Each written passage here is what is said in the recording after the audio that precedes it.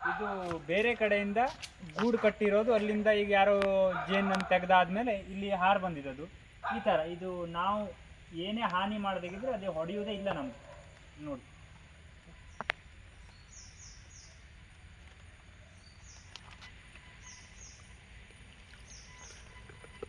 ನೋಡಿ ಈ ಥರ ಜೇನುಹುಳ ಇದೆ. ಅದು ನಾವು ಅದಕ್ಕೆ ಪೆಟ್ಟು ಮಾಡದೇ ಇದ್ದರೆ ಅದು ನಮಗೇನೂ ಮಾಡಲ್ಲ.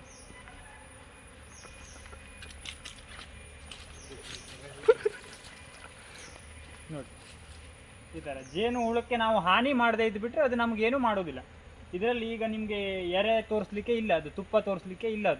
ಅದು ಇವತ್ತು ಹಾರ ಬಂದಿದ್ದು. ಅದು